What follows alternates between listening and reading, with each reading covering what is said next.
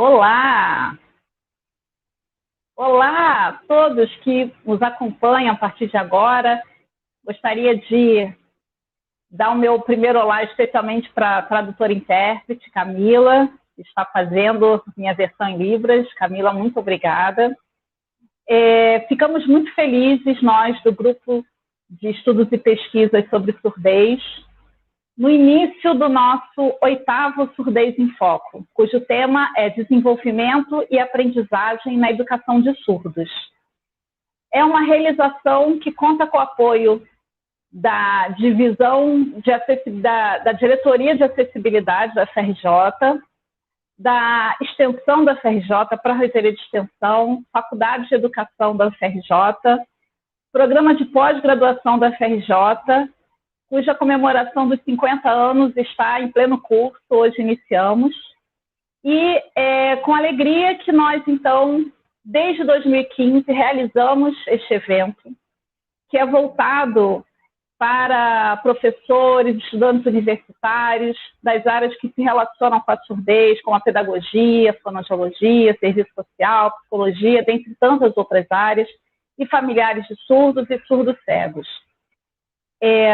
O nosso foco é debater o que é de interesse das pessoas surdas, surdo-cegas e ouvintes.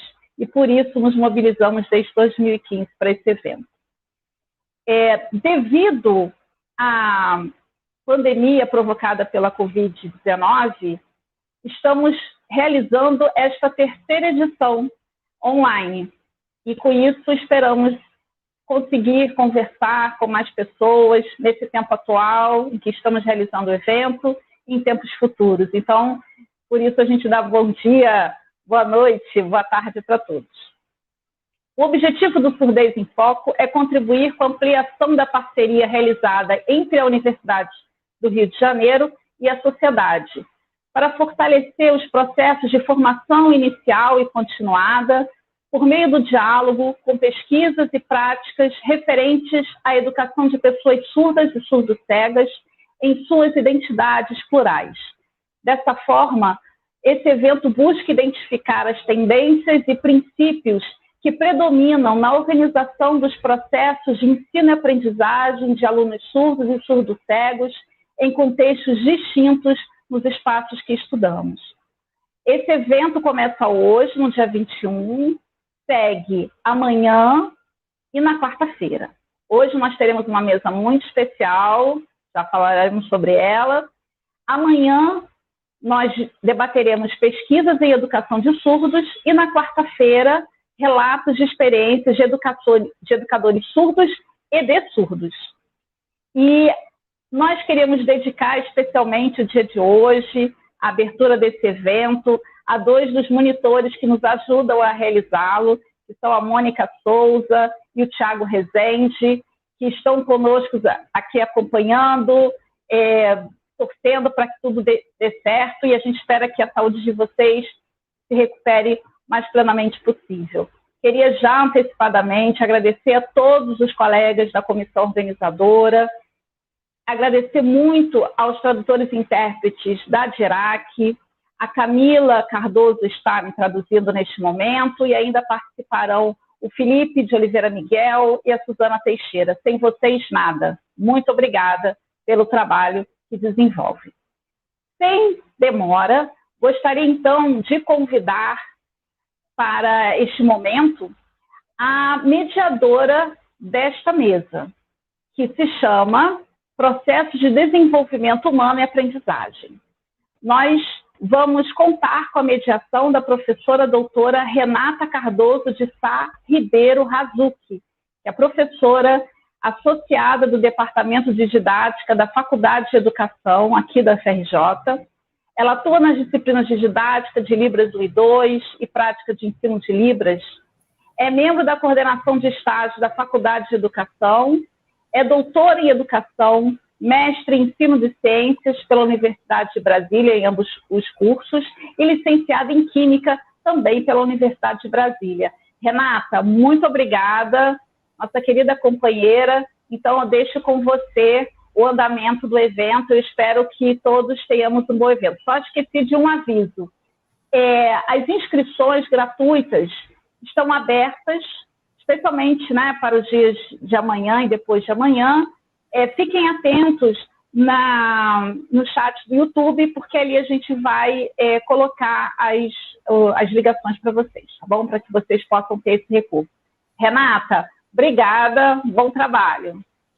Olá, Aline, muito obrigada pelo convite. Na verdade, eu que agradeço. Quero dizer que é uma honra estar mediando a primeira mesa que nós temos no 8º Surdez em Foco. É sempre uma alegria estar trabalhando com esse grupo tão especial e tão querido, não é mesmo?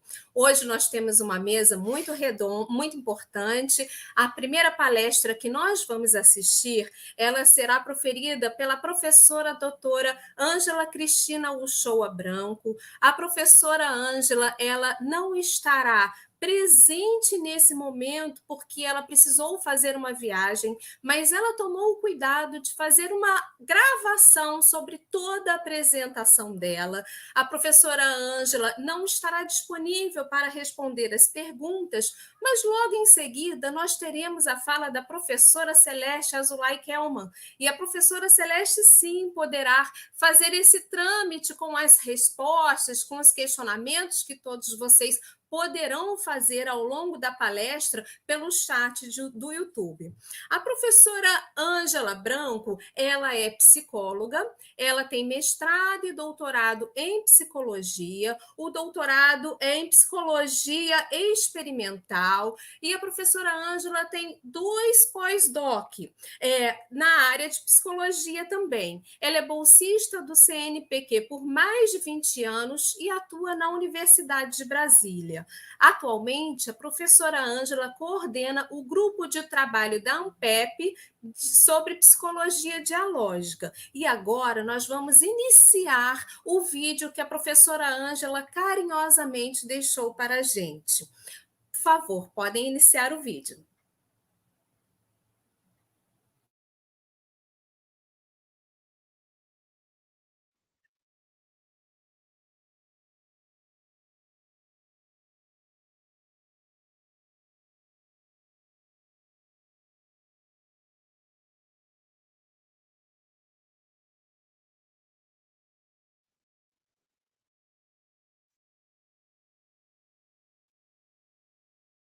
Olá, boa noite a todos e todas. Estamos aqui hoje para participar desse evento. Fiquei muito feliz com o convite e estou fazendo essa gravação. Se vocês estiverem assistindo a gravação, é porque não me foi possível participar diretamente através do Wi-Fi, que eu estou num local que pode não funcionar o Wi-Fi, então daí eu resolvi fazer essa gravação, caso isso aconteça, mas eu espero que não aconteça. Vamos ver o que acontece. Então, mais uma vez, obrigada pelo convite, e estamos aqui para participar com vocês e fazer uma pequena contribuição. Eu vou agora fazer um share screen para começar aqui a nossa contribuição. Ok. Né? Muito bem, muito bem. Espero que todos estejam, então, podendo acompanhar. Me foi solicitado que falasse sobre desenvolvimento e aprendizagem nas escolas, né? Daí, eu achei por bem apresentar para vocês a perspectiva teórica com a qual a gente trabalha no nosso laboratório, que é a psicologia cultural da educação. Aliás, a gente trabalha com a psicologia cultural de uma maneira geral, e nesse momento, quando a gente procura entender os fenômenos ligados às instituições escolares e mesmo educativas de uma maneira geral, a gente procura dar essa denominação de psicologia cultural da educação. Nesse caso, promovendo o desenvolvimento e aprendizagem nas escolas. Muito bem, então vamos em frente. Eu vou procurar trazer para vocês os pontos mais importantes dessa abordagem teórica e o quanto ela pode contribuir para educadores, né, nos seus processos de trabalho dentro do ambiente escolar, né, com todos os tipos de aluno, alunos, inclusive, com algumas necessidades especiais, enfim. É por isso que nós vamos trazer essa abordagem ampla, e depois a professora Celeste disse que vai procurar trazer e fazer algumas articulações daquilo que eu estou apresentando agora com a educação de surdos propriamente dita. Ok, então a psicologia cultural da educação, ela vem especialmente com uma crítica à psicologia mainstream, né, que tem uma abordagem quantitativista. Bem, nós procuramos basear o nosso trabalho nos fundamentos, nas contribuições seminais de grandes gênios, né, da psicologia, como Vygotsky, né, inclusive o Piaget também, de certa maneira, ele colabora, trazendo alguns conceitos, né?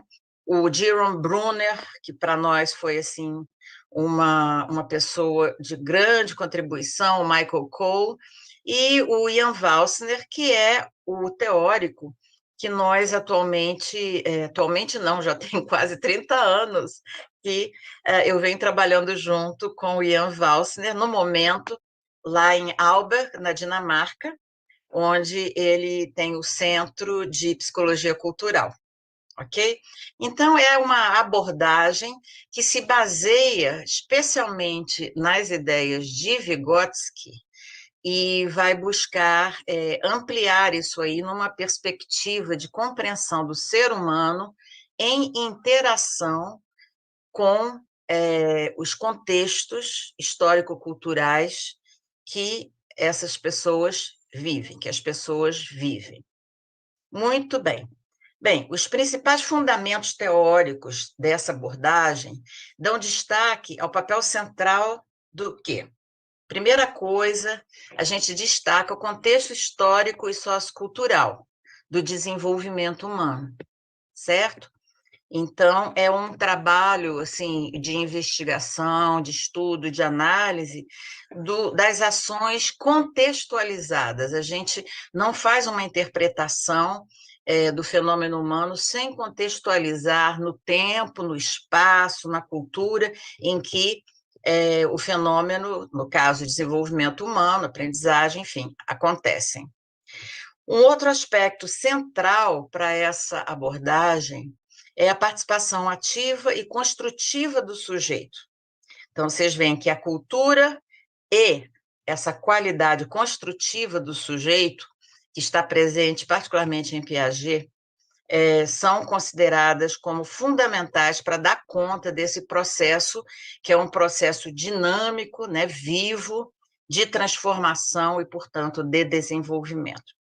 O terceiro fundamento dessa perspectiva é a co-construção dos processos de significação.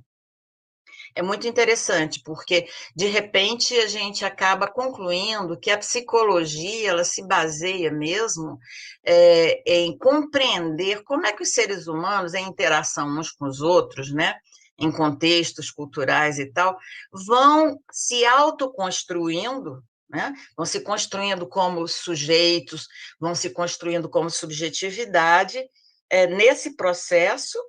E como é que tudo depende de como nós significamos as nossas experiências, como é que nós interpretamos as nossas experiências.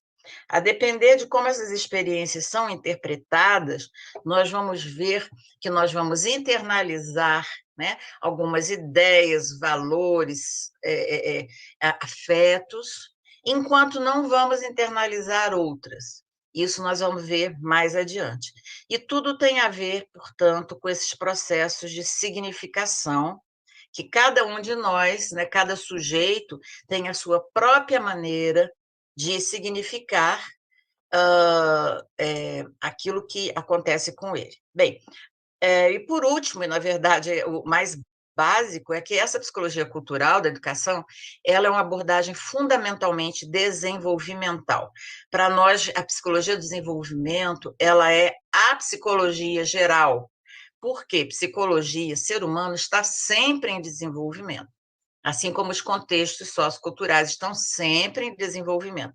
Então, não adianta a gente querer buscar relações e correlações que se apliquem universalmente e sempre da mesma maneira, porque essas relações, essas interações vão sempre mudar em função das experiências da passagem irreversível do tempo. Por isso que nós chamamos de abordagem desenvolvimental. Bem, aqui eu procurei colocar, porque muita gente está bastante familiarizada com as ideias de Piaget. Então, para poder fazer assim um contraste que torna mais fácil entender a nossa perspectiva, que vai na direção do trabalho do Vygotsky, eu trouxe aqui esse pequeno contraste, né, entre as ideias básicas de Piaget e Vygotsky no que dizem respeito a uma abordagem teórica. Nós vemos que no Piaget, né, eu não vou falar mais sobre Piaget, porque isso seria um outro trabalho, uma outra palestra, mas, enfim, o Piaget ele parte do desenvolvimento do sujeito individual para depois esse individual chegar ao social, e, portanto, é considerado uma abordagem psicogenética, psicogênese. Já no caso do Vygotsky, ele parte das interações sociais, das relações sociais, para a construção da subjetividade do sujeito, do indivíduo. Então, parte do social para o sujeito. Então, as funções psicológicas seriam sociogenéticas, elas teriam origem no social. Bem, Piaget fala de estruturas universais, os estágios de desenvolvimento, dizendo que eles surgem espontaneamente com o passar do tempo e tal, enfatiza a descoberta ativa. Então, esse aspecto da atividade do sujeito é o aspecto mais importante para nós, do trabalho piagetiano. E ele diz que, para que ocorra aprendizagem, antes deve ocorrer o desenvolvimento da criança. Já Vygotsky, ele coloca a coisa de uma maneira distinta, devido ao fato de seu trabalho ser sociogenético, né, sua contribuição. Então, ele fala de uma canalização histórico-cultural, né, onde ele diz aí que as relações reais dos sujeitos ali sociais estão na origem, na base das funções superiores, né? Então, ele dá um destaque especial às interações sociais e não a essa descoberta ativa feita por um indivíduo sozinho. E, para ele, a aprendizagem, né, aquilo que é realmente adquirido pelo sujeito, vai promovendo o seu desenvolvimento, através do conceito que ficou muito popular, do Vygotsky, que é o conceito de zona de desenvolvimento proximal. Então, a gente interage com o sujeito e vai estimulando esse desenvolvimento à medida que o sujeito está lá engajado em processos de aprendizagem, de coisas novas que estão dentro da zona de desenvolvimento proximal dele. Muito bem, então vamos lá, contexto histórico-cultural. Nós temos que os processos de canalização cultural ocorrem mediante a estruturação, né, de valores e práticas do ambiente sociocultural, ou seja, pela organização, estruturação da vida da pessoa, criança, adolescente, adulto, através de rotinas, rituais, vários tipos de atividades, sugestões, né, mensagens, modelos, limites, proibições, expectativas e incentivos. Que são as mensagens? Ou seja, a cultura vai lançando essas mensagens para o sujeito e, eventualmente, isso pode ou não levar à internalização. O que é a internalização? Ela está muito ligada ao conceito de canalização cultural. Por quê? Porque o contexto cultural, ele favorece o desenvolvimento da pessoa em certas direções e não em outras.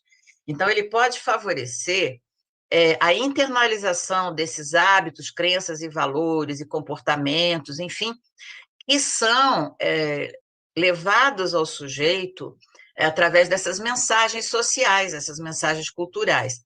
E, para isso, para que ele verdadeiramente internalize, é muito importante a dimensão da afetividade. Ou seja, não adianta você querer doutrinar uma criança, um adolescente, para que ele faça isso, faça aquilo, gostar disso ou gostar daquilo, se realmente ele não se identificar com aquela mensagem em nível afetivo. ou seja, a relação afetiva com pessoas importantes que convivem com crianças e adolescentes é fundamental para que possa haver uma maior probabilidade da internalização de hábitos, crenças, valores e comportamentos, formas de pensamento também. Contudo, o ser humano não reproduz simplesmente esses comportamentos, crenças e valores. O sujeito é ativo e pode reinterpretar as sugestões e os limites culturais. Né? Bem, isso é importante porque muita gente pode achar psicologia cultural, acha que o sujeito é um espelho da cultura, e isso não é verdade.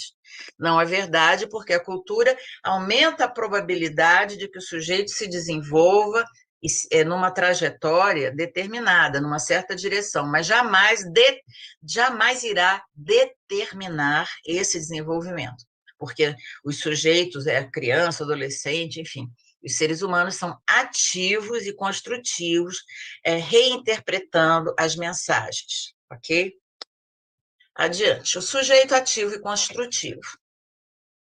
Não existe, portanto, uma determinação cultural, porque vários fatores vão contribuir para uma maior ou menor transformação dos significados internalizados. Todos esses são processos muito plurais, complexos, dinâmicos, e existe uma heterogeneidade cultural dessas mensagens. A gente sabe muito bem que a nossa cultura, né, ela é rica em pluralidade, em maneiras diferentes de agir, de se comportar, de pensar, em termos de valores, né? Apesar de que aqueles valores mais predominantes de uma cultura, como no nosso caso, né, nós temos uma predominância aí, das relações de competição, das relações violentas para poder resolver conflitos. Então, isso predomina, infelizmente, e, infelizmente, também muita gente acaba internalizando isso e vendo isso como a forma de agir e atuar com os seus semelhantes, né? E às vezes consigo mesmo. Bem, então, as culturas não são homogêneas, né? Então, as culturas são variáveis, elas são plurais e elas são complexas e também se transformam. E isso é importantíssimo para a gente poder analisar em termos da microcultura ali, da relação face a face, em nível do meso, que é o que acontece dentro dos contextos institucionais, e do nível macro, que é o que acontece no contexto mais amplo da estrutura e funcionamento de uma sociedade. Bem, então, esse sujeito ativo e construtivo, através da agencialidade e do desenvolvimento da autonomia e reflexão, ele pode passar a seguir ou co-construir novas trajetórias de desenvolvimento. Isso é muito bom, porque abre perspectivas para pessoas que não foram, digamos, muito felizes nos seus processos, né, de educação assim, iniciais, seja na família, seja na escola.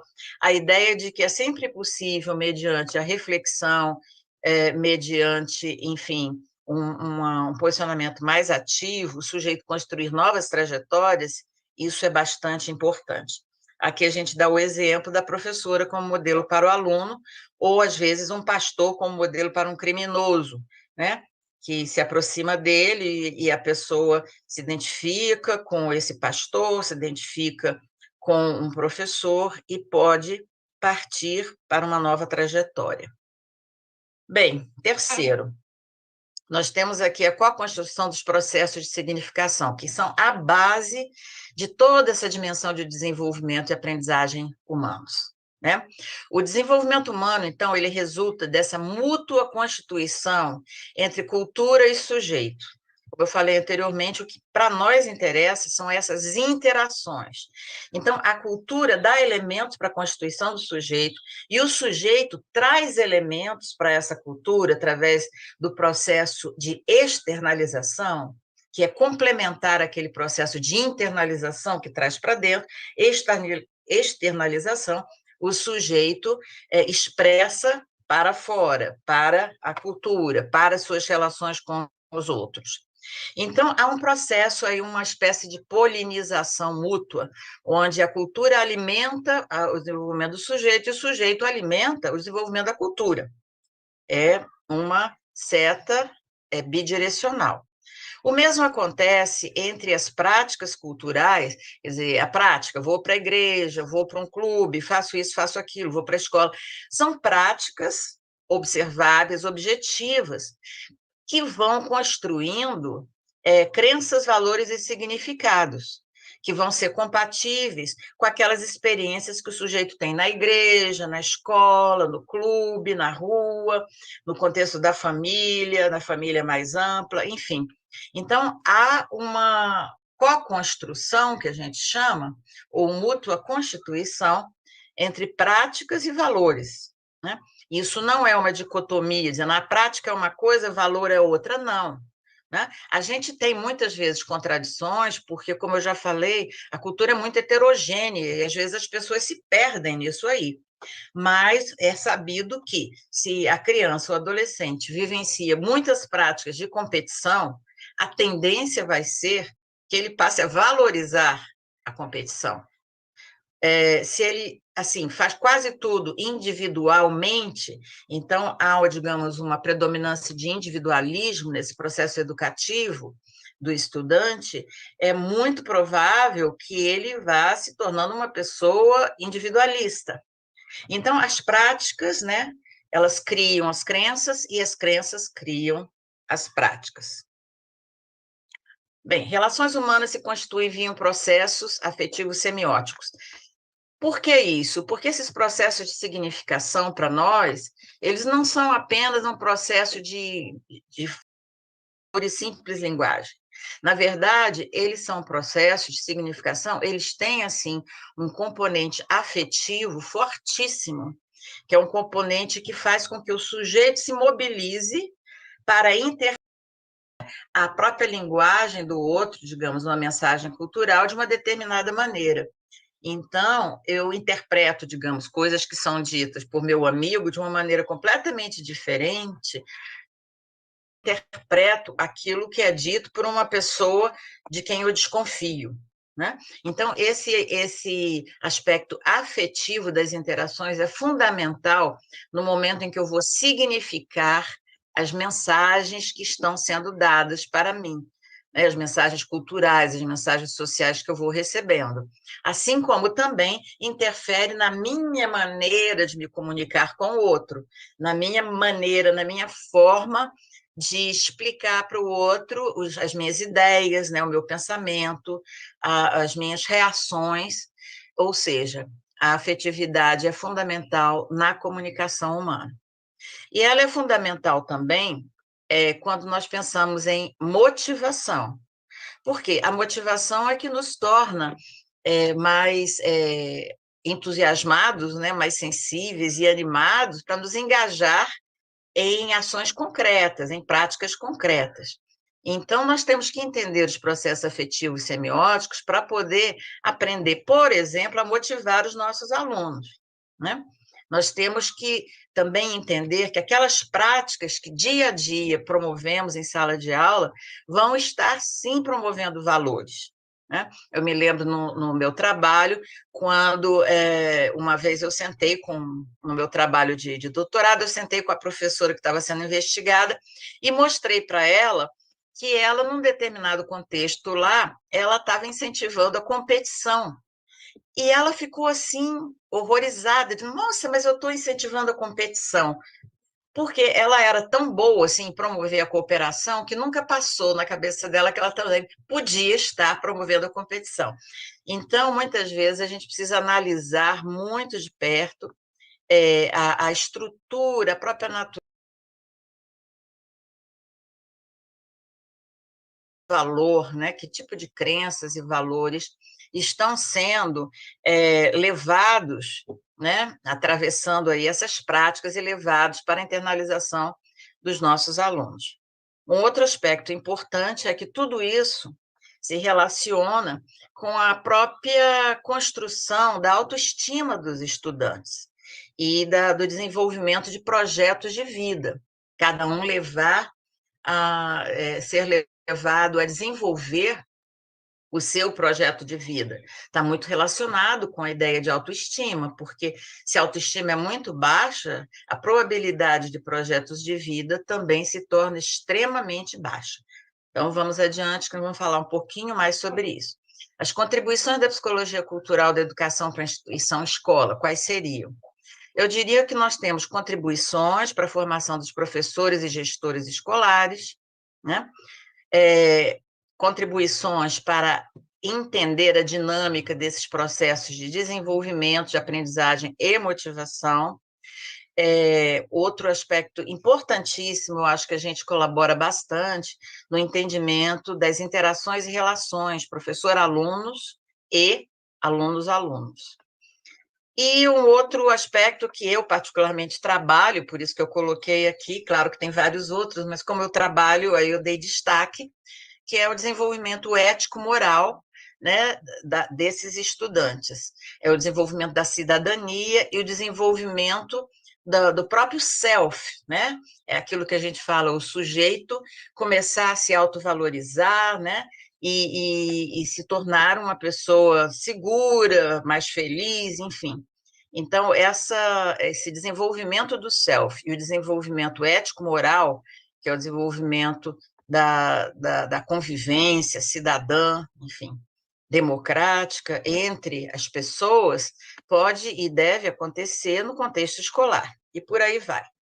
Bem, a qualidade das interações e relações entre professor e alunos, portanto, ocupa um espaço central na psicologia cultural da educação, né?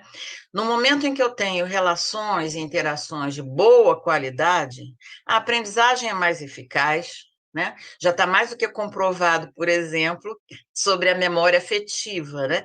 Situações que são plenas de afeto dificilmente saem da nossa memória. E então a gente começa a entender por que a aprendizagem se torna mais eficaz quando o ambiente afetivo é positivo, né? É um ambiente acolhedor, né, e positivo. O desenvolvimento de relações de confiança com o professor é fundamental para que haja participação, para que haja manifestação da curiosidade, aprendizagem ativa, criatividade dos estudantes, né? Também é fundamental para que haja cooperação e solidariedade entre todos, porque é aquela história, se a qualidade da minha interação com os alunos não é boa, ou seja, se eu não coopero com os alunos, não trabalho junto com eles de uma maneira assim que a gente tenha confiança uns nos outros, como é que eu posso esperar que eles passem a ser mais colaborativos, né, cooperativos e solidários entre si? Muito difícil. Então, é importante, segundo a nossa perspectiva teórica, que a gente ativamente, professor, ativamente promova práticas e valores que são valores éticos, né, valores morais, que levam a essa noção de cidadania, de respeito mútuo, de justiça, de democracia, né? E o outro aspecto também é que tudo isso, quando eu tenho relações de boa qualidade com meus alunos, eu vou promovendo autoconfiança, autoestima e o desenvolvimento de si, o desenvolvimento do self, fazendo com que eles fiquem mais motivados, tenham mais atenção e interesse por aquilo que está sendo estudado. Bem, motivação para quê? Para ir à escola, para escutar a professora, para estudar e realizar tarefas, para fazer perguntas e participar das atividades, e ter curiosidade e iniciativa para buscar a novidade, e não ficar somente num processo de reprodução. Jamais devemos perder de vista aquilo que já foi dito anteriormente, que é essa mútua constituição entre práticas e valores, né? Os valores, o que são os valores? Eles são aqueles sentimentos assim, que têm um alto investimento afetivo. Por isso que práticas e valores têm esse grande poder de regulação sobre a pessoa, sobre a psique, né? Sobre cada um de nós. Os valores, eles vão influenciar, eles vão, assim, de uma certa maneira, filtrar, né, as nossas percepções, as nossas emoções e sentimentos, vão estar estimulando certos pensamentos, ao invés de outros, e levando a certas ações concretas e interações ao invés de outras. Então, os valores, eles são expressos nas nossas ações, pensamentos, sentimentos e percepções. Mas, muitas vezes, a gente não está ciente, nem consciente desses valores. Às vezes a gente acha que tem assim os valores X e Y, tenho valores cristãos e não sei o quê. Vai ver na prática, a pessoa, tudo que ela faz é em desacordo com esses valores cristãos, né? Então, os valores, eles regulam as nossas ações, pensamentos, sentimentos, muitas vezes sem que a gente se dê conta disso. Então, é importante que professores sejam, e educadores em geral, estejam bastante cientes daquilo que eles estão promovendo, né, dos seus valores e crenças, que de uma maneira ou de outra vão, através do currículo oculto, afetar o desenvolvimento e aprendizagem dos seus estudantes. Quando chega o tema de diversidade e inclusão, que está bastante relacionado com a nossa fala de hoje, nós vemos que valores e preconceitos, eles têm basicamente o mesmo efeito sobre as nossas ações, comportamentos e sentimentos, porque os preconceitos, eles são tão fortes quanto os valores na regulação da nossa vida mental e das nossas ações concretas e as nossas interações e relações com os outros. Então, mas como é que esses valores e preconceitos vão se constituindo? Eles se constituem ao longo da vida, né, na ontogênese, e surgem de quê? Da internalização das mensagens afetivo-semióticas, geradoras de campos afetivos semióticos. Nós falamos em campos afetivos semióticos exatamente a esses sentimentos mais gerais e fortes que nós chamamos de valores e preconceitos. São campos afetivos semióticos hipergeneralizados que têm esse poder sobre nós, né? Por exemplo, com relação a valores morais, ético-morais, tudo vai depender de como é que eu me posiciono, eu botei aí, como é que eu vejo as outras pessoas, como é que eu geralmente reajo em relação às outras pessoas. Uma possibilidade não me importo muito. Se eu não me importo muito, eu vou ter valores mais pendentes ao individualismo. Uma outra possibilidade, quando eu vejo uma outra pessoa, eu penso assim, nossa, eu preciso superar ou então tirar esse outro do meu caminho, porque senão ele vai me atrapalhar. Então, eu vou competir, né, com o outro, não vou querer colaborar com ele, eu vou competir para que eu possa prevalecer, as minhas ideias, as minhas ações possam prevalecer. E isso também é muito próximo à ideia da violência, né? E quando eu, em relação ao outro, tenho um posicionamento mais empático, mais acolhedor, e eu reconheço que eu sozinho não funciono, na verdade eu preciso do outro, que o outro é importante para o meu próprio desenvolvimento, eu vou tender a valores de cooperação e solidariedade, a valores éticos e morais, como a gente falou anteriormente. A ideia de autoestima e projeto de vida. Bem, autoestima está, portanto, na base dessa possibilidade de você realizar e planejar algum projeto para a sua vida, né? Essa autoestima, ela emerge a partir daquilo que nós chamamos aqui, dos posicionamentos de si, num self, num sentido de self, no sentido de eu mesmo, onde as pessoas se veem de maneiras diferentes em contextos diferentes. Eu vou falar já sobre isso. E um outro aspecto importante é que a autoestima que você constrói agora com essa criança e com esse adolescente em sala de aula, na verdade, ela se relaciona com as possibilidades de futuro que essa criança vai vendo para si mesma. Então, é importante a geração de expectativas, de pensar no futuro, de estimular a imaginação, para que o sujeito se torne, enfim, animado para construir um projeto, para ter expectativas para o seu próprio futuro, né? Bem, como emergem os posicionamentos de si no self-dialógico? esses posicionamentos de si, como a gente vai ver, eles vêm dos vínculos que a gente tem nas relações com outros significativos ao longo da nossa vida. Por exemplo,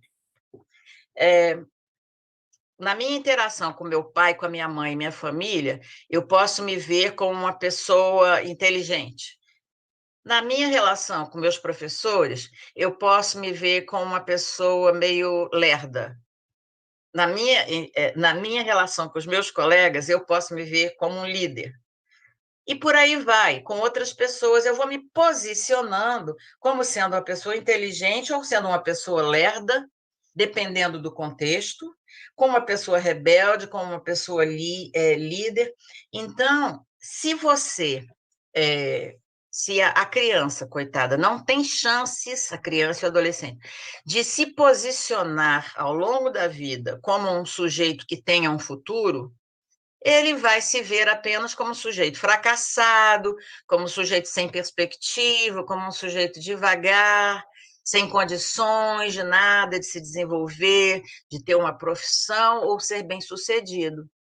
Então, isso depende muito da qualidade dessas interações e relações, que no caso, né, nós na escola, então, como professores e educadores, a nossa responsabilidade é procurar fazer com que o sujeito comece a se perceber, se ver e se sentir como sendo importante, como sendo capaz, como sendo inteligente. Aqui, ó, eu só para falar assim rapidamente sobre essa ideia de self-dialógico, onde há sempre um diálogo entre vários posicionamentos que o sujeito vai tendo, eu dou esse exemplo, né? Na relação que essa pessoa do exemplo tem com a mãe, ele se vê como inteligente, a mãe está sempre elogiando, a mãe está sempre, enfim, ele se vê como inteligente. Agora, o pai já vê ele como lerdo, né? Ele vai ter que conciliar e de fazer dialogar essas duas posições. Ele vai para a escola e a professora pode vê-lo como rebelde, né? E aí é aquela coisa que vai alimentando esse posicionamento, né, na relação com a professora. E ele, com os colegas, ele pode se ver como líder, como alguém popular. Então, o self-dialógico ele tem essas várias facetas que estão sempre em diálogo. O importante para nós é estimular aqueles posicionamentos que levam o sujeito para diante, para a aprendizagem e para o desenvolvimento. Outra vez aqui, autoestima, como sujeito construtivo agente, que dialoga com os múltiplos posicionamentos de si e que cada um desses tem uma carga afetiva diferente. O self-dialógico ele é dinâmico e o posicionamento predominante depende do contexto afetivo sociocultural. Como eu falei com a mãe, né? Eu estou muito bem, me sinto bem à vontade de falar as coisas porque ela me acha inteligente, então eu falo. Né? Com o meu pai, eu já tenho medo de falar, já não falo nada, já não me posiciono, porque ele acha que eu sou lerdo, não sou muito capaz. E outra vez, a ideia de que nós estamos o tempo todo reconstruindo o nosso passado no presente, tendo em vista o nosso futuro. E aí, na perspectiva da psicologia cultural, a gente dá grande ênfase ao futuro. Por quê? Porque o futuro ele gera essas expectativas, né, que permitem essas projeções do nosso desenvolvimento para adiante. E ao fazer as projeções para o futuro, eu me organizo e vou agindo no presente para alcançar essas projeções e essas expectativas. E isso tem tudo a ver com a ideia de projeto de vida. Isso também tem a ver com aquilo que a gente chama de profecias autorrealizadoras, né? Então, a gente vê aqui duas possibilidades nas nossas interações com os estudantes. Quando as expectativas percebidas por essa comunicação sutil, né, entre o educador e a criança ou adolescente, quando as expectativas são altas e positivas, isto acaba gerando melhor desempenho, melhor aprendizagem, mais criatividade, motivação, interesse, autoestima e por aí vai, levando ao empenho desse sujeito, desse estudante, para construir um futuro feliz para ele mesmo. Então, é o poder das profecias autorrealizadoras, né? Se eu trato uma pessoa como sendo uma pessoa de quem eu espero muito, é bem provável que ela se empenhe muito em realizar essa profecia. Ao contrário, quando as nossas expectativas são percebidas pela pessoa, né? São muito baixas as expectativas, são ruins, né? Ou são poucas, elas acabam gerando insegurança, depressão, irritação e desinteresse. Para que eu vou prestar atenção nessa aula? Né? Qual é o sentido disso para mim? Porque eu não vou aprender mesmo, né? E com isso, com esse posicionamento, você acaba verificando que o rendimento daquele estudante vai cair e que ele vai ter poucas perspectivas para o seu próprio futuro. E isso aumenta o risco para quê? Para depressão, ansiedade, né, envolvimento com drogas, falta de perspectiva e entrar numa carreira do crime organizado ou não. Enfim, então, as expectativas e os projetos de vida estão muito realizados com as nossas profecias autorrealizadoras quando nós interagimos com os estudantes. No início da minha fala, eu falei como é que a psicologia cultural ela abre perspectivas otimistas para o futuro dos estudantes. Porque, ao apoiar os educadores a melhor conhecer o conjunto de fatores que atuam sobre o desenvolvimento e aprendizagem dos alunos, né, é muito importante saber identificar, analisar criticamente e atuar para o aperfeiçoamento das relações em sala de aula e aperfeiçoamento das relações que ocorrem no contexto da instituição escolar como um todo. Ao destacar o valor de cada estudante, né, aquele singular estudante com suas ideias, opiniões, seus talentos, realizações e potencialidades, eu vou criando toda uma profecia autorrealizadora positiva, expectativas que vão ajudá-lo no seu próprio processo de desenvolvimento integral e aprendizagem. Então, o que é que nós podemos sugerir aos educadores em geral? A gente sugere que os professores e educadores adotem um paradigma dialógico na escola. O que é isso? O paradigma dialógico significa que ele não é vertical, é um paradigma que estimula o diálogo. O que é diálogo?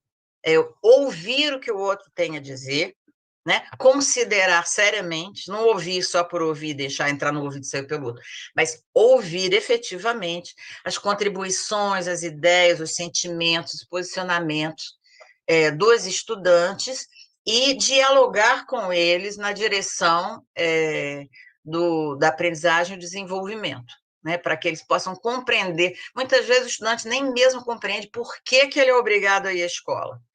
E o professor não tira tempo no ensino da matemática para dizer por que a escola é importante.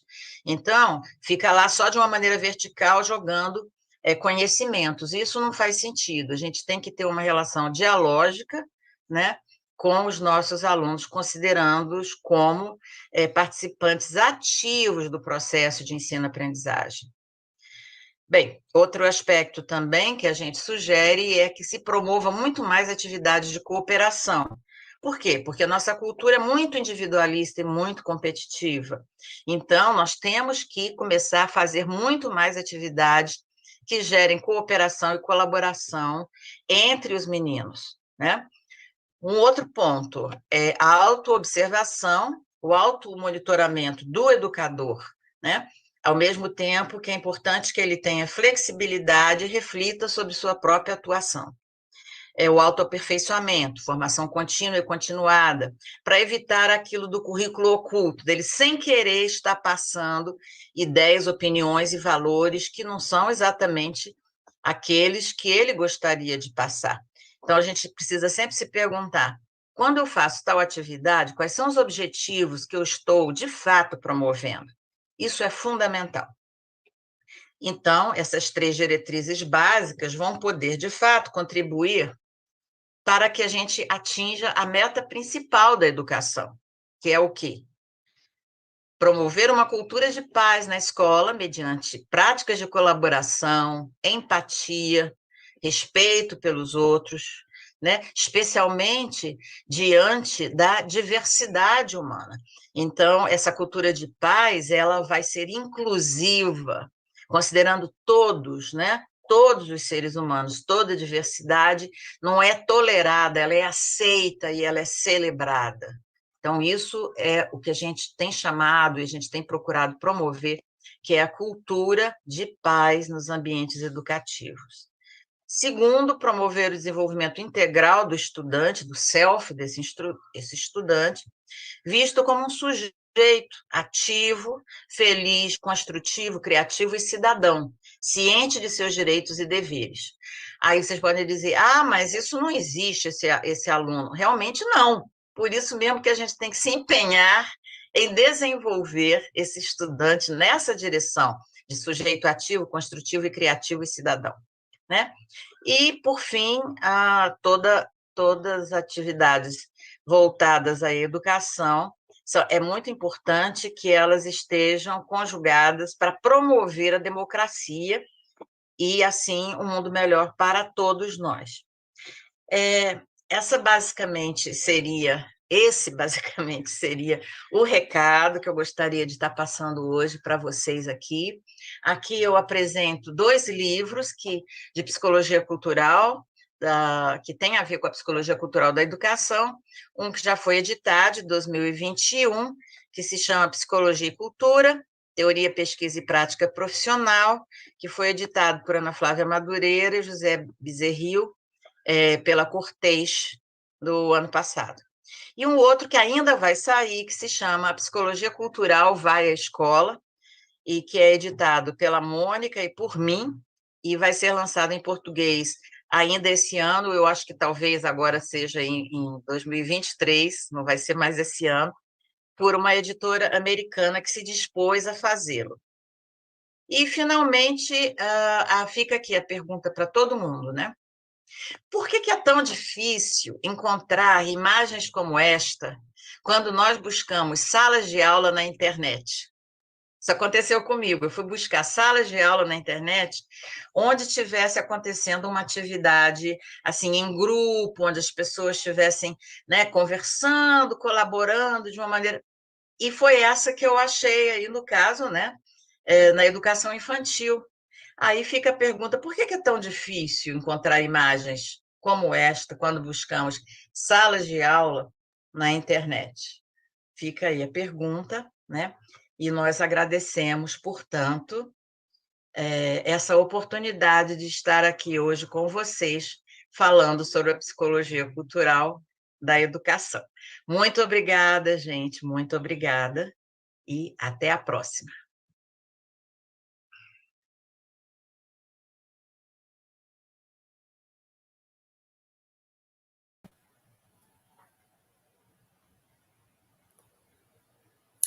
Olá, voltei para conversar um pouquinho mais com vocês, né? Eu estava aqui refletindo sobre a fala da professora Ângela e sobre o importante encontro acadêmico que nós estamos tendo aqui hoje, nesse momento.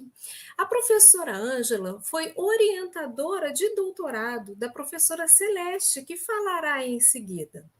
Ela também foi orientadora de doutorado da minha orientadora, e por acaso, que é a professora Maria Carmen Taca, e por acaso a professora Celeste fez parte da minha banca de doutorado. Então veja que importante encontro acadêmico nós estamos tendo aqui hoje, né? Gerações diferentes de professores sendo formados é realmente uma grande alegria. Então, agora, nós passaremos a palavra para a professora Celeste Azulay Kelman. A professora Celeste, ela é graduada em Psicologia pela UFRJ, possui mestrado em Educação pela UERJ, doutorado em Psicologia pela Universidade de Brasília. Ela é a nossa criadora do GPES, Grupo de Estudos e Pesquisas sobre Surdez, do qual todos nós fazemos parte, né?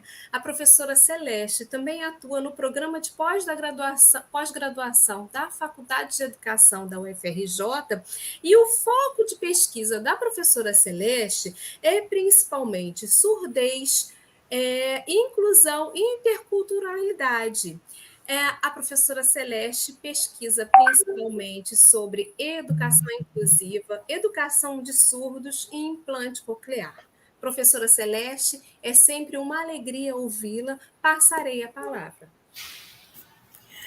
Boa noite a todos. Obrigado, Renata. Os nossos laços são anteriores ao GEPES, porque estávamos ambas em Brasília e agora estamos ambas no Rio de Janeiro, mas é com muito prazer que eu estou aqui falando para um grupo que provavelmente alguns de vocês que vão nos ouvir já estiveram conosco em eventos anteriores, como o curso Surdez, Comunicação, Educação e Inclusão, que ocorre todo o primeiro semestre de cada ano, ou mesmo tendo assistido outras versões do Surdez em Foco, porque este, como nós já falamos, é o 8º, e nós sabemos que tem umas pessoas que grudam na gente e estão sempre assistindo às nossas atividades. Eu gostaria de lembrar que, apesar do GEPES ter sido fundado por mim, eu tive sucessão de coordenadoras do GEPES. A Renata Razu, que foi a coordenadora do GEPES, e atualmente quem abriu o 8º Surdez em Foco, a Aline Lage, é a coordenadora do GEPES, tendo como vice-coordenadora a Mariana Gonçalves Castro, que participará em outro dia. Com isso, a Aline se deu conta que ela própria não se apresentou. Então, nós estamos fazendo a apresentação e coube a mim, hoje, comentar essa linda apresentação da Ângela Branco, com a qual eu sou bastante familiarizada, porque eu fui orientanda dela de doutorado, e trazer as questões que ela apresentou para a educação de surdos. Então, é isso que eu vou tentar fazer a partir deste momento, deixando as perguntas que surgirem para o nosso diálogo no final, tá bom? Assim, então vamos lá. A Ângela, ela falou da psicologia cultural da educação, que tem como teóricos principais o Vygotsky, o Jerome Brunner, que os meus alunos conhecem bem, porque na pós-graduação nós sempre conversamos sobre o construto teórico do Brunner, do Vygotsky, e também o Michael Cole e o Walsner. O Walsner, ele foi colaborador durante muito tempo do Instituto de Psicologia, do Laboratório de Microgênese das Interações Sociais, ao qual eu me filiei porque ele era coordenado pela Ângela Branco. E eu tive a honra de participar de uma banca em que o Walsner estava presente também, porque algumas vezes ele foi a Brasília. Bom, isso tudo é para dizer, voltando a Vygotsky, que ele dizia que todos os sujeitos se desenvolvem. Apenas existem possibilidades distintas de desenvolvimento. Porque, como vocês viram hoje na fala da Ângela, cada sujeito, dependendo das suas interações humanas, ele pode se desenvolver por um caminho ou por outro. E mais, ao longo do ciclo vital, esse sujeito está em permanente transformação. Então, se nós falamos que todas as pessoas têm diferentes desenvolvimentos, a pessoa surda também. Os surdos também têm um desenvolvimento diferenciado, a começar pela própria língua e por uma cultura própria existente. Só que cabe a nós, enquanto professores ou familiares, propiciarmos um desenvolvimento adequado, estimulante para cada educando surdo que tivermos. Então, vejam só, nós temos diferentes modalidades de atendimento, não é mesmo? Aqui mesmo que nós temos, esquecemos de agradecer ao INES, que é um grande colaborador, a professora Aline, ela é do Departamento de Ensino Superior do INES, e que é uma instituição que recebe na educação, no ensino fundamental e na educação básica, alunos surdos. Então, é um contexto educacional diferente de um contexto inclusivo, onde eu também tenho outros orientandos que já foram meus orientandos e que estão sendo na atualidade. Portanto, nós podemos pensar que existem escolas específicas para surdos, escolas inclusivas, classes especiais dentro da escola inclusiva e classes regulares, turmas comuns, onde existem alunos surdos junto com os alunos ouvintes. Dependendo do sistema educacional, essa inclusão de alunos surdos nas classes regulares só vai acontecer a partir do 6º ano. Então, por que isso? A fundamentação é que, no primeiro ciclo do ensino fundamental, eles vão perceber as diferenças entre a língua portuguesa e a língua de sinais, de forma a diminuir aquilo que nós chamamos de interlíngua, que é a mistura de uma língua com a outra. Bem, quando nós falamos na escola que tem classe regular com alunos surdos incluídos, algumas delas têm o atendimento educacional especializado na própria escola. E isso é muito bom, porque o professor do AEE, ou seja, da Sala de Recursos Multifuncional, pode ter a chance de conversar mais com o professor da classe regular, onde o aluno está incluído. E isso propicia um planejamento conjunto, aquilo que nós chamamos de codocência, embora cada qual esteja num ambiente educacional diferenciado, mas se esses professores da classe regular e do atendimento educacional especializado conversarem sobre cada aluno surdo, o resultado será ótimo, tanto para um trabalho quanto para o outro, e mais ainda para o próprio educando surdo. Vejam só, a professora Ângela falou na qualidade das interações sociais.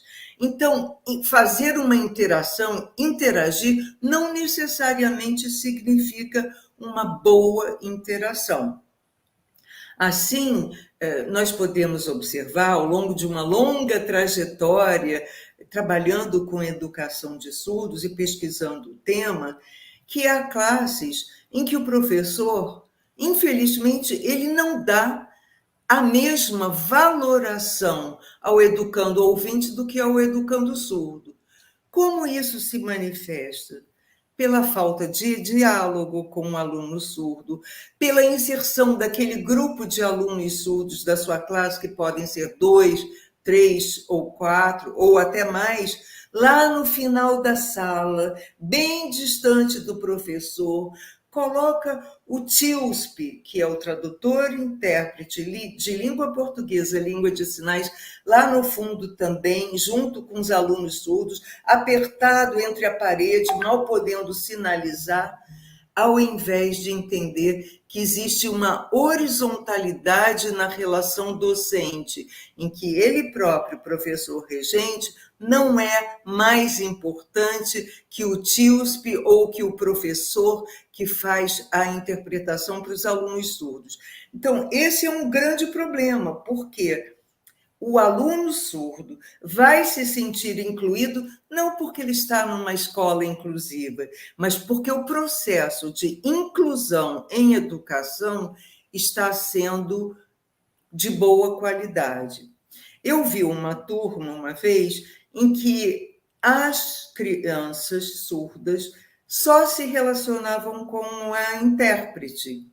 o que fazia uma certa infantilização destes educandos. Eles ficavam limitados àquela intérprete, sem dialogar com a professora, como até em alguma outra situação ocorreu da professora, ao fazer a chamada, comentar: fulaninho nunca vem à aula. E, na verdade, o fulaninho estava sempre lá, mas ele é surdo, ele não podia dizer presente, a professora não olhava para esse aluno, não se dava conta da existência desse aluno. Por isso que muitas vezes nós falamos que, infelizmente, existe uma invisibilidade do aluno surdo na classe regular. Então, quando a professora Ângela fala da distinção no construto teórico do Vygotsky, que é de uma perspectiva sociogenética, porque ele valoriza as relações sociais desde o primeiro momento, ao contrário de Piaget, que acha que a sociabilidade só começa a ocorrer por volta dos 7 anos. Então, se a gente pensar do educando surdo, que é, na maioria das vezes, filho de uma família de ouvintes, ele só vai aprender a sua língua quando chega na escola. E aí é que nós temos que nos dar conta que quanto mais cedo ele puder aprender a língua de sinais na escola, melhor é. O que eu quero dizer com isso? Que já deveria haver, e existe em algumas raras circunstâncias, um professor de atendimento educacional especializado para alunos surdos desde a educação infantil. Que é isso que nós queremos, que ele, quanto antes, adquira a sua língua nativa, a sua língua de sinais, para poder entender melhor os conceitos que a gente chama os conceitos eruditos, trazidos por Vygotsky, que diferencia os conceitos do cotidiano dos conceitos acadêmicos, propriamente dito, adquiridos na sala de aula. A professora Ângela falou na semiose afetiva, né? Numa relação afetiva semiótica. Então, nós, dentro do nosso grupo, estamos sempre valorizando a questão da semiose imagética, ou seja, a possibilidade de, através da visualidade, fazer com que os conceitos sejam significados pelos alunos surdos desde cedo, na melhor maneira possível. Então, existe, como nós chamamos, pedagogia visual, mas existe também outros teóricos que falam na didática visual ou em uma experiência visual do aluno surdo, porque nós sabemos que ele aprende melhor pela visualidade. Então, essa visualidade ela tem que ser explorada na sala de aula, pelo professor e também pelo professor do atendimento educacional especializado. Como nós dissemos que nem todas as interações sociais são necessariamente positivas, nós estamos querendo dizer da importância fundamental de fazer o aluno surdo se sentir bem no seu ambiente.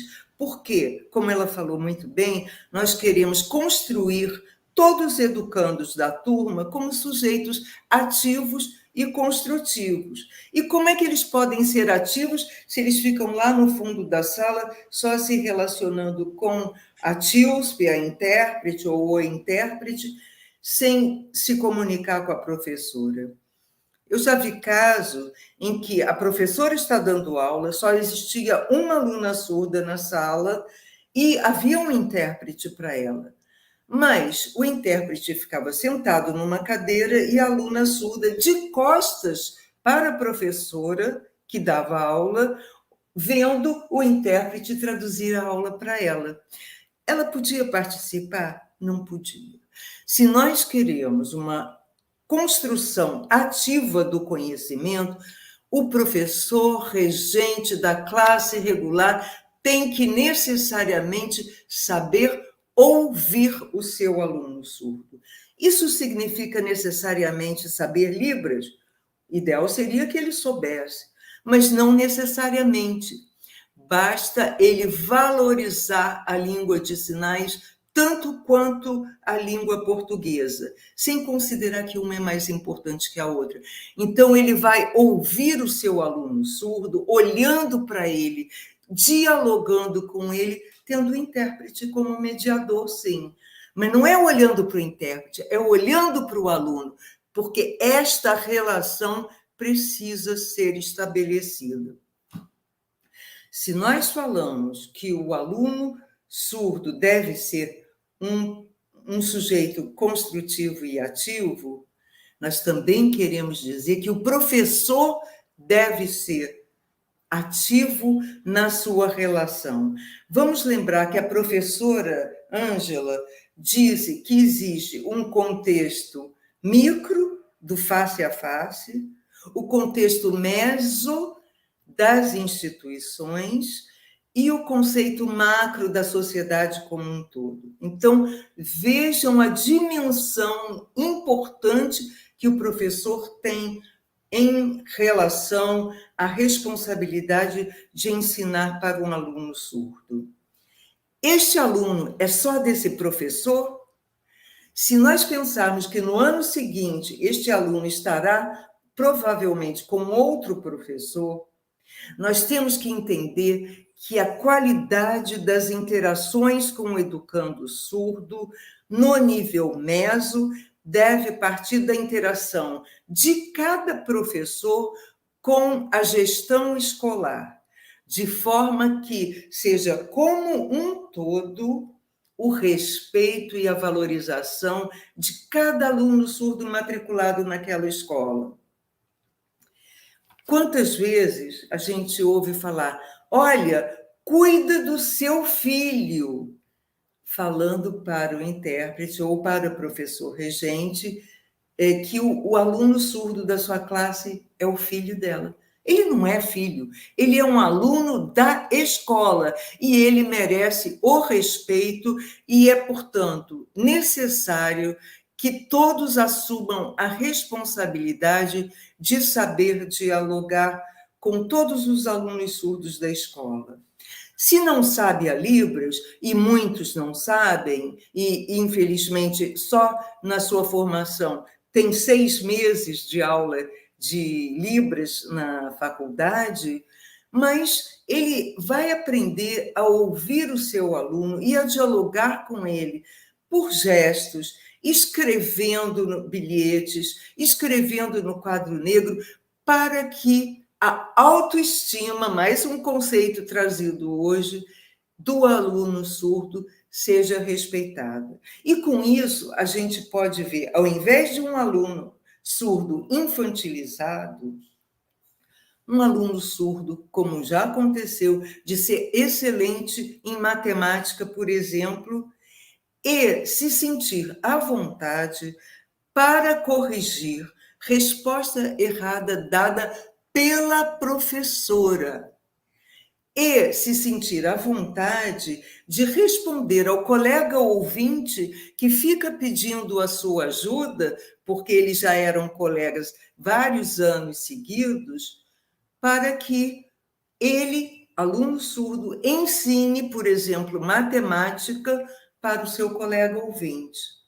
É isso que nós queremos, uma horizontalidade na possibilidade de construir conhecimentos coletivamente, porque o conhecimento não se adquire apenas com o professor, mas também com um colega na mútua relação. Vamos ver o que mais eu gostaria de falar. Sim, um outro conceito que não foi abordado pela professora Ângela, mas que é importante a gente trazer para a educação de surdos, é que para que todos os alunos tenham a mesma oportunidade educacional, nós temos que dar um tratamento desigual aos educandos surdos. Ou seja, não pode se fazer uma homogeneidade da sala de aula achando que todos os alunos vão aprender igualmente, que basta o intérprete traduzir para o aluno surdo o que o professor regente está falando. Não é assim. A gente precisa usar e abusar da visualidade na didática, modificar as práticas didáticas, possibilitando que o aluno possa fazer perguntas também, para ele se sentir à vontade no ambiente da sala de aula. Então, vejam que os processos dinâmicos de desenvolvimento humano passam pelo processo de aprendizagem, uma aprendizagem democrática, respeitosa, mas também passam pelo cidadão surdo. Quando encontramos o cidadão surdo trabalhando numa farmácia, trabalhando no mercado, se você tem a possibilidade de dialogar com ele em língua de sinais, os olhos brilham, porque ele não está sendo excluído no seu ambiente de trabalho. E isso é importantíssimo. Então, vejam que a responsabilidade do educador de fazer um sujeito surdo ter uma autoestima elevada a ponto de, na sala de aula, ele poder fazer perguntas e responder também, até a sua vida adulta, onde se ele se sente confiante de lidar com o público, surdo ou ouvinte igualmente. Bem, outro aspecto que eu queria colocar é sobre Vamos lá. Sobre a sala de aula, em que trabalhos de grupo podem contribuir para a inclusão, não apenas a inclusão social, mas a inclusão acadêmica do aluno surdo. Então, duas possibilidades, dentre tantas. Uma é de um aluno ouvinte ficar na carteira ao lado dos alunos surdos da sala de aula.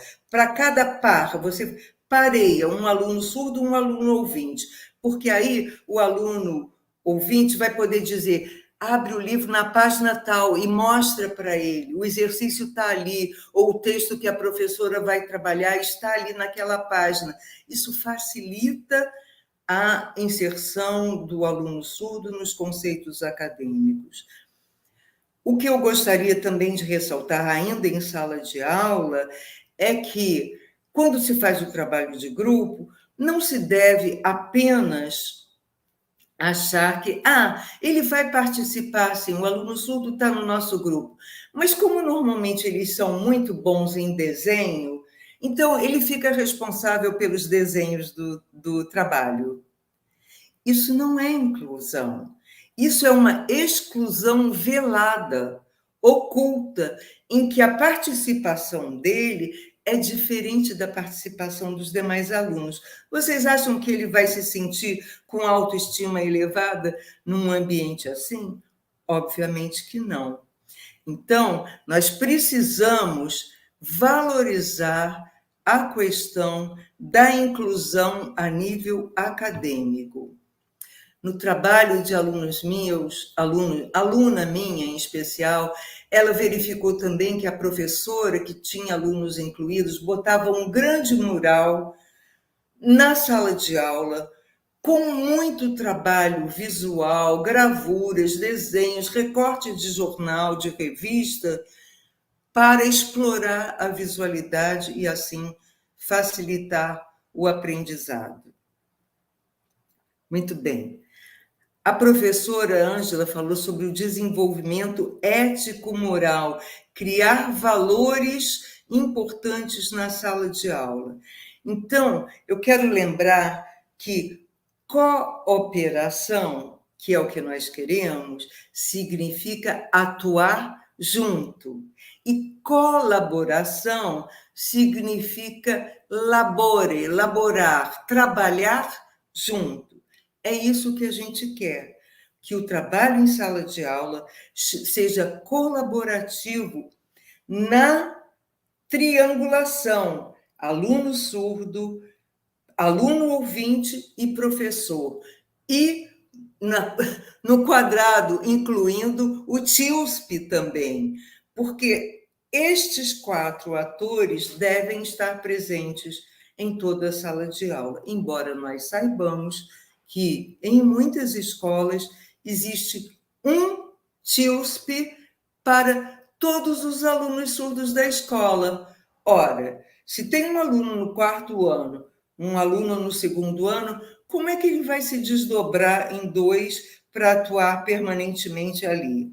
Eu não estou nem falando no revezamento dos TIUSPs, porque se um TIUSP já é difícil na escola, que dirá 2, não é mesmo?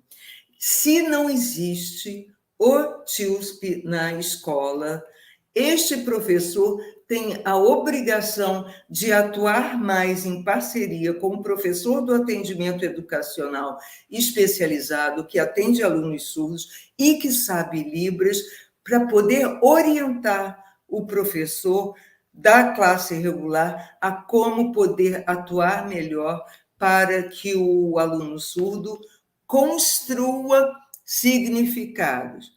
Não adianta eu falar, ou o intérprete interpretar, se o que o intérprete está interpretando é apenas a fala do professor, sem explicar para o aluno surdo. Se a gente pensar isso numa aula de biologia, por exemplo, o professor fala sobre mitocôndrias. O intérprete, talvez, muito provavelmente, sem saber o sinal de mitocôndrias, soletra em alfabeto datilológico. E aí? O aluno surdo vai continuar boiando. Ele não sabe o que é mitocôndria, sabe que é uma palavra que se escreve com M-I-T-O, etc., mas não sabe o que é. Construiu-se significado? Não. Então, vejam que não basta o professor dar a sua aula sem o apoio da visualidade. E eu gosto de usar a triangulação no sentido de que, para a aprendizagem, nós temos que valorizar a cultura, a cognição e a emoção como base deste triângulo, porque cabe a todos nós, preocupados com uma melhor educação de surdos, nos familiarizarmos com um sentimento, o desenvolvimento de sentimento de autoestima positiva desse aluno. Porque, vejam, a professora Ângela Branco, ela falou de uma afetividade semiótica, que é isso, é unir a visualidade, o processo de significação para os alunos surdos com um bom sentimento afetivo, de olho no olho, de saber sorrir, de saber valorizar a importância da pergunta que o surdo faz em sala de aula. Bom, e também, na medida do possível, incluir temas que envolvam pessoas surdas. Por exemplo, na aula de História, que o Paulo, doutorando que nos assiste, membro fundamental do Grupo de Estudos e Pesquisas sobre Surdez, está desenvolvendo enquanto professor de História em classe inclusiva com alunos surdos. Mas será que é só em História? Claro que não. Cada professor tem que assumir o desafio de, durante o desenvolvimento da sua disciplina, poder incluir os fatos que ocorram com pessoas surdas, falar sobre Paralimpíada, falar sobre problemas, textos que envolvam pessoas surdas, como, por exemplo, no Enem, em 2017, caiu uma questão sobre surdez. Novamente, no Enem, em 2022, o tema foi abordado, inclusive um projeto existente na própria UFRJ. O que nós queremos? Mantendo a heterogeneidade de cada aluno surdo nosso, nós queremos universalizar a atenção a cada aluno surdo nosso. A professora, novamente, ela deve conversar com os seus alunos ouvintes na frente do aluno surdo. Por quê? Porque ela precisa falar das peculiaridades dele, para evitar, por exemplo, que o aluno surdo está de costas para um colega ouvinte e o aluno ouvinte, querendo interagir com ele, começa a gritar, pensando que ele vai ouvir. Nós temos que entender o funcionamento biológico, psicológico, sociocultural da pessoa surda. E aqui nós não podemos excluir a importância do papel da família e a relação da família com a escola. Então, vejam que uma aluna surda, num tempo em que ela usava uma caixa de amplificação sonora pendurada no pescoço, a sua mãe, ouvinte, fez em papelão uma caixa de amplificação sonora e pendurou no seu pescoço para se igualar a esta filha surda, de forma que ela não fosse estereotipada. Em tempos atuais, pode ser que vocês já tenham visto o filho fez um implante coclear e o pai tatuou um implante coclear no seu couro cabeludo para se igualar ao seu filho, para que o seu filho surdo não se sentisse constrangido de estar usando um aparelho diferente. Vamos ver o que mais que eu posso falar. Sim, a professora Ângela falou que a qualidade as diferentes posições do self, né? Ela falou que para eu posso, vamos dizer, para a mãe eu posso ser inteligente, recuperando as palavras dela, na sala de aula eu posso ser lerdo, posso ser lento, com os meus amigos eu posso ocupar um papel de liderança. Creio que foi esse o exemplo que ela deu. Então, vejam, o aluno surdo, numa escola em que ele é o único na sala de aula, como às vezes acontece, se ele não encontra no seu ambiente de sala de aula um ambiente harmonioso, acolhedor, favorável ao seu desenvolvimento enquanto sujeito, ele vai esperar a hora do recreio, por exemplo, para procurar os seus colegas surdos e poder brincar com eles, conversar com eles, contar piadas, contar o que está acontecendo na sala de aula.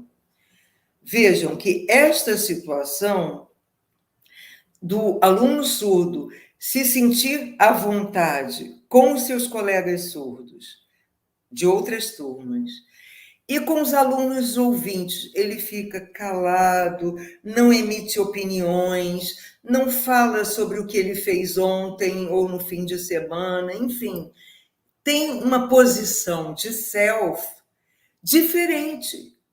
É isso que nós devemos evitar, que na sala de aula ele se sinta bem.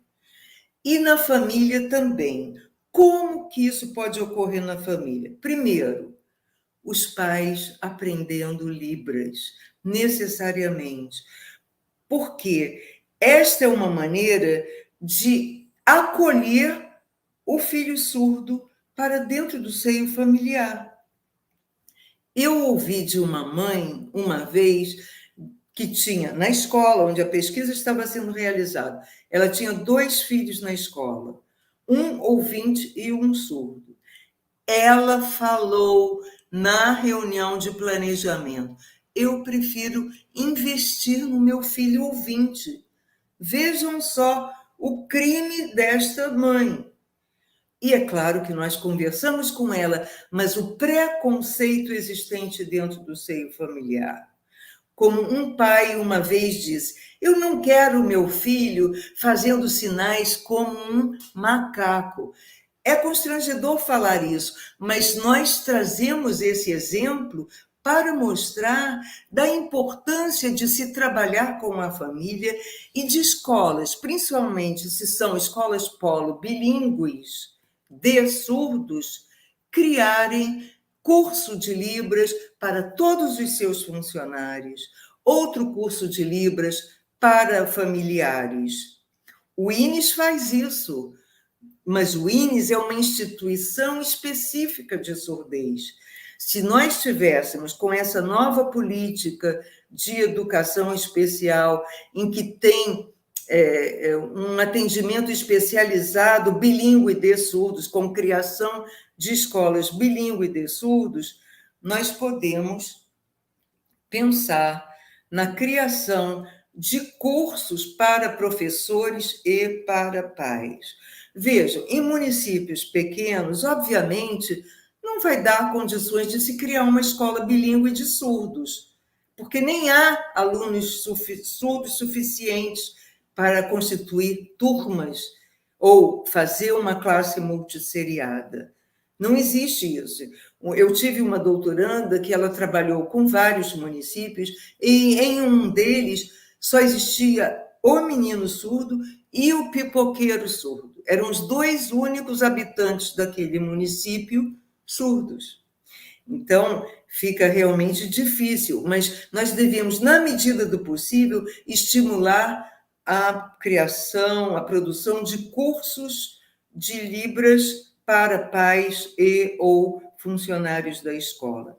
Outra, estimular a criação de uma agenda entre o aluno surdo, entre a professora de aluno surdo e os seus familiares, de forma que ela possa escrever na agenda as tarefas para o aluno surdo, a excursão que vai acontecer dali a 3 dias e que precisa da autorização dos pais, porque provavelmente o aluno surdo não terá ainda condições de narrar estes fatos ocorridos na escola com os seus familiares. Então, aqui, essa mensagem é de que a gente estimule o posicionamento de selfies positivos, respeitando a singularidade de cada um dos nossos alunos e, em especial, dos alunos surdos, trazendo valores positivos dentro da sala de aula. Lembram que a professora Ângela falou dos sentimentos que disparam na questão das nossas percepções, dos nossos sentimentos, levando a operações concretas, sentimentos democráticos, de ninguém é mais importante do que o outro. O aluno ouvinte não é mais importante que o aluno surdo. O filho ouvinte não é mais importante que o filho surdo. E eu trago isso aqui porque nós sabemos que há familiares de surdos também participando do 8º Surdez em Foco, como do interesse de todas as nossas outras atividades.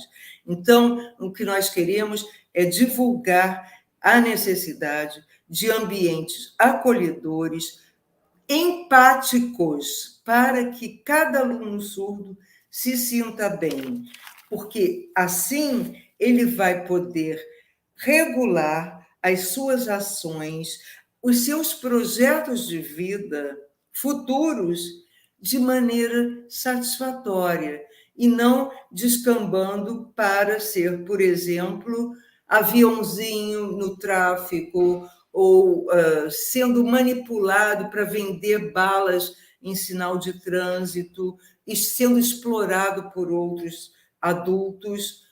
O que nós queremos são cidadãos surdos plenos que possam evoluir na sua educação, como felizmente temos visto ultimamente vários alunos surdos ingressando no ensino superior.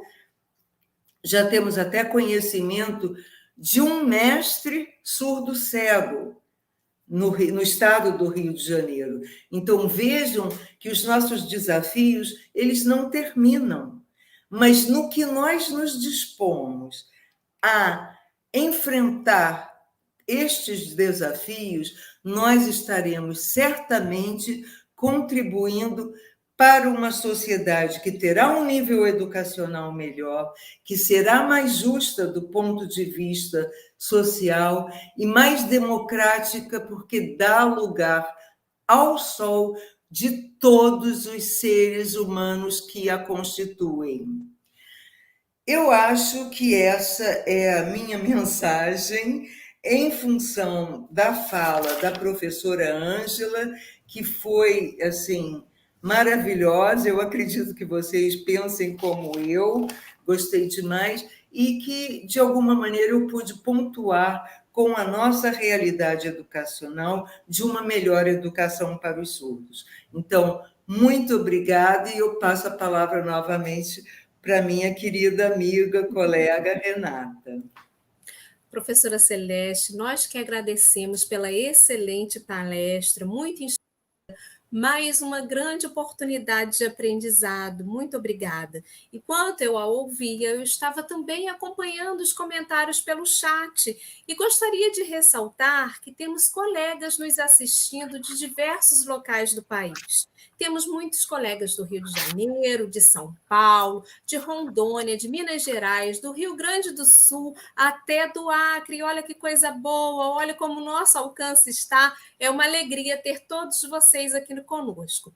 Enquanto eu acompanhava o chat, eu vi muitos elogios à palestra e também algumas perguntas. E eu vou pedir para a nossa organização colocar a primeira pergunta.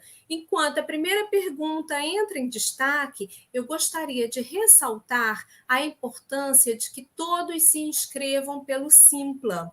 Só receberá certificado de participação no 8º Surdez em Foco aqueles que fizerem a sua inscrição pelo Simpla e, durante as palestras, assinem a lista de presença, cujo link está no chat que está sendo transmitido agora, tá certo? Então, por favor, façam a sua inscrição pelo Simpla e, no momento da palestra, assinem a sua presença, preencham a sua presença no link que nós disponibilizamos. Nós temos já uma pergunta, aliás, temos algumas, eu pediria para que essa pergunta fosse colocada em destaque. Eu destaquei aqui comigo a pergunta e, enquanto a nossa organização já a coloca, eu já vou iniciar comentando sobre a pergunta para que a professora Celeste possa respondê-la.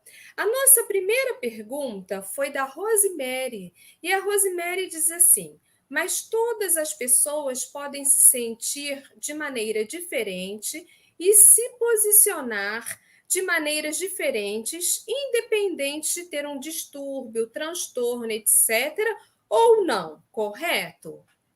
Corretíssimo, Rosemary, corretíssimo. Foi bom você ressaltar esse aspecto, porque todos nós temos diferentes identidades. Então, eu, ao mesmo tempo que sou professora, eu sou dona de casa, sou mãe, esposa, e para cada contexto do qual eu participo, com quem eu interajo, eu ajo de maneira diferente, não é mesmo? Então, não é apenas pessoas que têm transtornos, distúrbios, dificuldades ou diferenças linguísticas, absolutamente, todos nós. E, em função do construto teórico, do referencial teórico utilizado pelo pesquisador, nós podemos nos referir a múltiplas identidades, ou a diferentes subjetividades, ou a diferentes posicionamentos do self. Mas certamente, Rosemary, você está certíssima ao considerar que, em função de com quem nós estamos nos relacionando no momento, a gente age de uma ou de outra maneira. É isso mesmo. Logo a seguir, nós temos uma pergunta da Mariana. nossa vice-coordenadora do nosso grupo de pesquisa. Muito bom receber uma pergunta da Mariana. A Mariana pergunta: como que o professor fará a prática dialógica se o mesmo não sabe ou sabe muito pouco a Libras, língua brasileira de sinais? Ótimo, Mariana, ótimo. É o seguinte, o diálogo não é necessariamente entre duas pessoas que falam a mesma língua. Veja só, a Libras é a língua de comunicação e expressão do surdo, e não é a língua de todas as pessoas com quem ele interage. Então, pense num estrangeiro aqui no Rio de Janeiro que quer saber onde fica o Corcovado, onde fica a rua tal. Ele vai precisar dialogar com uma pessoa da rua, e umas pessoas, mais ou menos, se sentem à vontade em responder.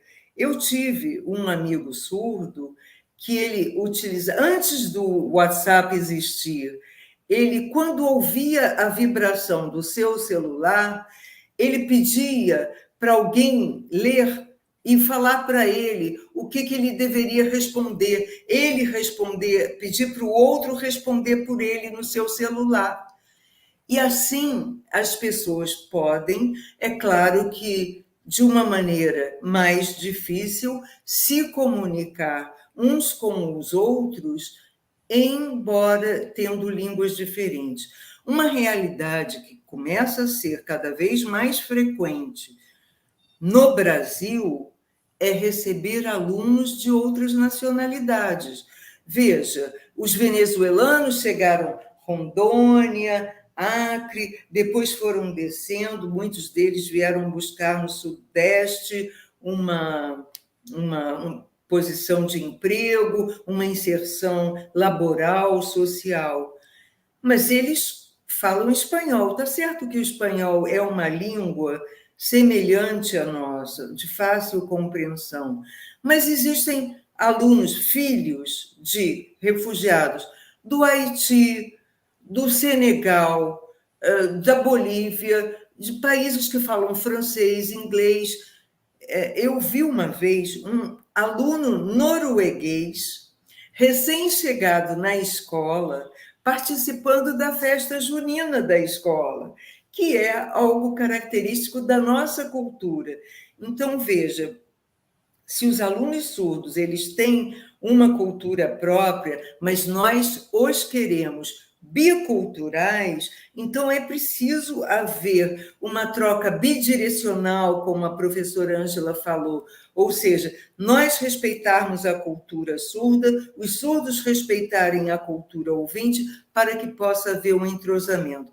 Se o professor não sabe Libras, que se comunique escrevendo, mostrando figuras, fazendo mímica, infelizmente. Mas se o TILSP não está presente, ele manifestar a valorização da comunicação com seu aluno surdo, ele certamente está propiciando que este aluno se sinta mais à vontade na classe inclusiva. Em seguida, nós temos a pergunta do Joca. Aliás, do Joca. O Joca colocou assim: professora Celeste, uma educação bilíngue para surdos proporciona mais qualidade para o aluno surdo? Mais qualidade para o aluno surdo? Sim, uma educação bilíngue. Olha, tá. Então, o que você quer dizer seria também pensar em ambientes educacionais que só tenham alunos surdos ou onde eles vão poder dialogar com facilidade com os seus pares surdos ou com professores que saibam Libras. Será que haverá uma melhor qualidade do que na escola inclusiva? Essa pergunta é interessantíssima, Joca. Por quê? Porque não necessariamente. Você sabe, há muitos anos atrás, e isso eu já tinha colocado na minha tese, foi feita uma pesquisa no Rio Grande do Sul sobre adolescentes surdos que haviam passado por uma escola especial e que estavam na escola inclusiva. Bom, primeiro eu quero ressaltar que estar numa escola inclusiva não significa que haja inclusão em educação. Porque lá no final da sala de aula, ter os alunos surdos, francamente, isso não é inclusão. Se há uma inclusão bem feita, em ambiente onde tem muitos alunos ouvintes, e eles se constituem a maioria, o que os adolescentes surdos disseram foi que, na escola específica para surdos, eles se comunicavam melhor. Mas na escola inclusiva, que tinha muitos alunos ouvintes, eles aprendiam muito mais. Veja que interessante. Então, esse aprender muito mais depende do professor acreditar no seu aluno. Porque o aluno surdo é inteligente, ele é capaz de aprender, desde que os instrumentos didáticos, a dinâmica em sala de aula, as estratégias utilizadas pelo professor sejam facilitadoras da construção de significados pelo aluno surdo. Temos uma pergunta da Alessa que tinha aparecido também. Certamente a necessidade de formação em Libras para que os professores possam melhor atender às especificidades de aprendizagem desses estudantes. Eu reparei que essa pergunta foi recorrente no chat, no que se refere à formação do professor de Libras e como ocorre esse processo formativo.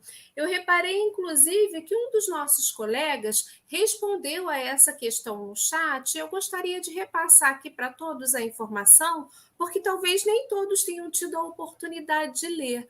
Nós temos, sim, um curso de Letras Libras, né, um curso de graduação, que inclusive existe na UFRJ e em diversas outras universidades pelo país. Esse curso de Letras Libras, que pode ser licenciatura ou bacharelado, ele é destinado àqueles professores que vão atuar ensinando Libras. Fora isso, nós temos cursos de Libras que ensinam Libras. Então, para lidar com um aluno surdo, é necessário, o ideal é que a pessoa aprenda Libras.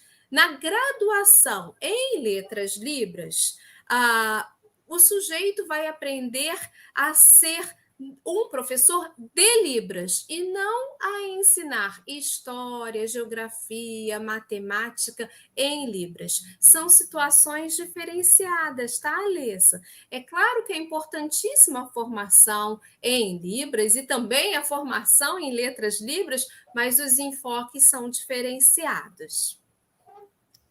Isso. Uma graduação em letras libras, ela vai possibilitar, como você falou, Renata, o aprendizado de Libras. Inclusive, a inclusão de alunos surdos é maior numa graduação de letras libras do que, por exemplo, numa graduação em pedagogia, o que não exclui absolutamente a inclusão do aluno surdo, se ele tem vontade de se tornar um pedagogo, ensinar nas turmas, nos anos iniciais do ensino fundamental, ou mesmo no ensino médio, se ele quer ser pedagogo, ele vai fazer pedagogia, só que ele vai ter um curso de 6 meses de aprendizado de Libras, o que é muito diferente de quem faz letras Libras, mas depende dos seus objetivos profissionais,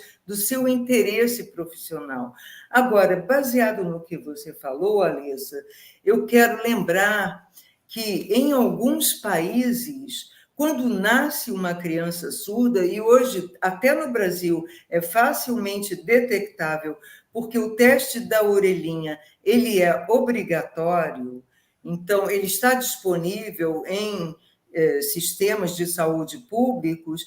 Ao se detectar a surdez de um bebê, de uma criança de 1 ano, se ele começar o trabalho de aprendizado de Libras no CAIS, por exemplo, no Centro de Apoio aos Alunos Surdos da Secretaria de Educação, se é que existe um CAIS, vai facilitar. Mas em alguns países, eu gosto sempre de falar isso, porque eu não vejo como impossível isso um dia chegar a nós. Em alguns países, quando se sabe que nasce uma criança surda, imediatamente um adulto surdo passa a frequentar 1, 2 vezes a casa desta família ouvinte onde nasce o filho surdo para ensiná-los Libras, para ensinar como se comunicar com o seu bebê surdo. Não só pai e mãe, mas um irmão mais velho que seja ouvinte, de forma que a criança seja melhor acolhida. Isso é muito importante. Usarmos a mesma língua, é claro que a comunicação será muito melhor do que se tentarmos ficar nos comunicando por gestos ou mímica, né? Eu gostaria apenas de complementar que, em geral, nos cursos de graduação em Letras Libras, é esperado que o estudante já entre no curso com conhecimento de Libras. E no curso de Letras Libras, ele vai estudar com profundidade a Libras, com profundidade gramatical, semântica, né? Diferente do curso de Libras que ensina Libras. Professora Celeste, nós estamos chegando ao final do nosso tempo disponível. Sim, por favor. Deixa eu só falar mais uma coisinha rapidamente. Claro, com certeza. Na própria UFRJ, olha que legal, gente, nós temos um grande programa de extensão que é Cursos de Línguas Aberto à Comunidade, CLAC. Lá tem gente que faz graduação na letras em japonês, vai lá estagiar ensinando para a comunidade que quiser aprender japonês. Da mesma maneira, existe curso de Libras como uma língua estrangeira. Então, quem quiser aprender Libras, particularmente não, gratuitamente, no Rio de Janeiro, o CLAC oferece essa disciplina. Então, essa é uma experiência interessante, um programa de diálogo com a comunidade que pode ser replicado em outros estados brasileiros. Uhum. Aqui no Rio, nós também podemos fazer cursos de Libras no INES, que foi tão elogiado no chat, né? Existem cursos de ensino de Libras em 5 níveis diferentes no INES. É um curso maravilhoso. Eu fui aluna do INES e sou muito grata ao INES pela oportunidade que tive. Bom, estamos chegando ao final do nosso tempo e eu gostaria de agradecer imensamente a presença da professora Celeste, aos intérpretes que nos acompanharam, Suzana, Camila, Felipe, a todo o nosso grupo de apoio que está por trás de tudo isso que vocês estão vendo, né? Nós temos uma equipe que nos coloca em cena, nos tira de cena. Hoje nós experimentamos um pouquinho o que é estar do lado de cá, né, dando uma palestra de forma virtual. Espero que todos tenham conseguido acompanhar. Essa palestra ficará gravada no YouTube, então todos vocês podem acessar e ver novamente a palestra da professora Celeste e da professora Ângela. Amanhã nós temos mais um encontro. O nosso 8º Surdez em Foco continua na terça e na quarta-feira, e nós aguardamos por todos vocês aqui conosco a partir das 7 horas da noite. Bom, infelizmente nós não teremos tempo para responder a todas as perguntas, mas vocês podem entrar em contato com o GPS por meio do nosso Facebook, por meio do nosso Instagram, podem nos enviar perguntas, até mesmo aqui pelo chat, né? E nós vamos tentar responder a todos vocês. Muito obrigada a todos pela presença. Não sei se a professora Celeste gostaria de dizer algo mais. Quero dizer que, mais uma vez, foi um prazer, apesar de eu não estar vendo os meus alunos, digamos assim, mas é um prazer muito grande a gente poder divulgar as nossas atividades, a nossa maneira de pensar e poder dialogar com pessoas do Brasil inteiro. Muito Bom, nesse obrigada. momento, então, eu agradeço a todos da equipe, professora Aline, que fez a nossa abertura e que hoje é a coordenadora do GPS. Muito obrigada também por essa oportunidade e esperamos por todos vocês amanhã às 7 da noite. Até lá!